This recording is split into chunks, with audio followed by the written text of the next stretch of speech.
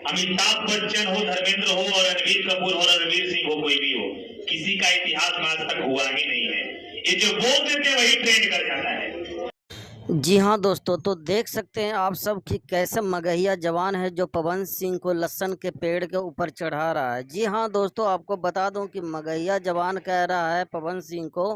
कि आपके जैसा है जो बॉलीवुड के अमिताभ बच्चन भी नहीं हो सकता, क्योंकि जो आप बोल देते हैं वही लकीर खींच जाता है। जी हाँ दोस्तों,